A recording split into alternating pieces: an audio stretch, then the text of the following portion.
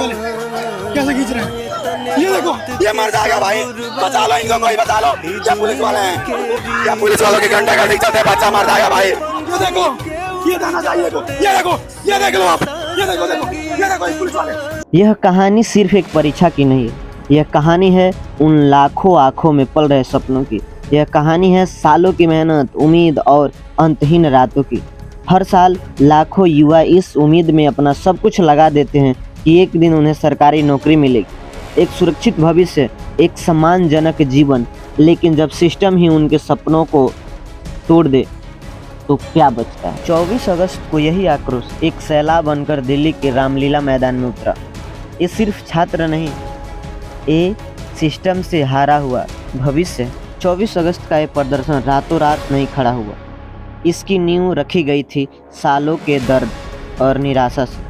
याद कीजिए, बार बार paper leak की खबरें, कभी सर्वर बैठ जाता है तो कभी रिजल्ट महीनों तक लटकता रहता। हर बार एक नई धांधली, हर बार नया बहाना, और इन सब के बीच पिसाता है वो आम छात्र जो कोचिंग की फीस भरने के लिए अपने परिवार की जमा पूंजी और सालों की मेहनत भी लगा देता है। और 24 अगस्त को ये सभी बिखरे हुए दर्द एक साथ मिलकर आवाज़ बन गए। रामलीला मैदान में हजारों छात्र का हुजूम, ये सिर्फ एक संख्या नहीं, ये है हर उस छात्र की कहानी जिसका सपना इस सिस्टम ने रौंदा है।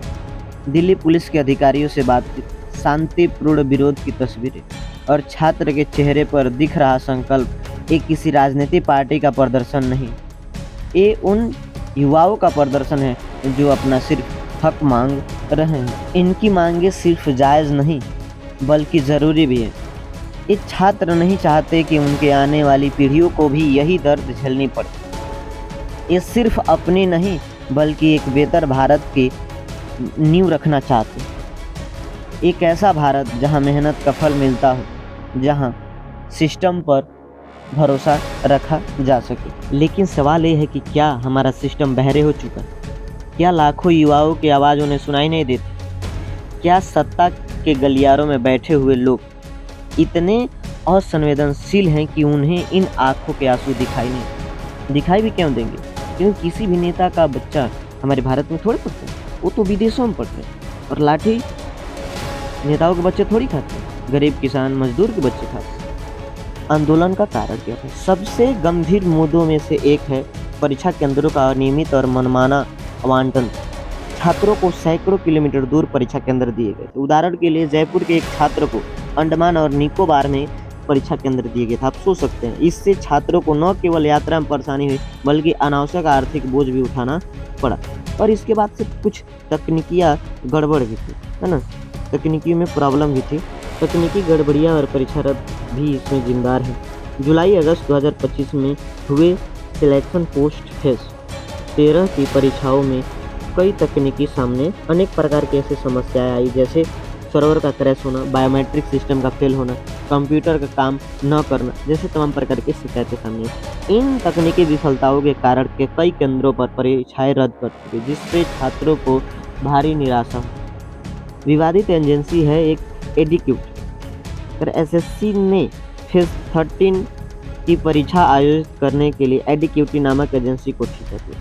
छात्रों का आरोप है कि यह एजेंसी पहले ही विवादों में रही। व्यापम जैसे घोटालों में शामिल होने के आरोप। इस एजेंसी को टेंडर दिए जाने के फैसले ने छात्रों में आक्रोश पैदा कर दिया और उन्होंने परीक्षा की निष्पक्षता पर संदेह हुआ। परीक्षा रद्द होने की सूचना न मिली।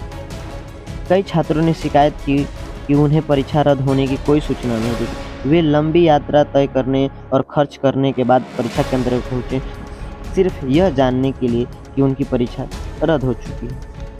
एसएससी स्कैम 2025 सिर्फ एक तकनीकी गड़बड़ी का मामला नहीं बल्कि भर्ती प्रक्रिया में कुप्रबंध, पारदर्शिता की कमी और छात्रों के भविष्य के साथ खिलवाड़ का एक बड़ा उदाहरण है। सरकार को इस पर कदम उठानी चाहिए।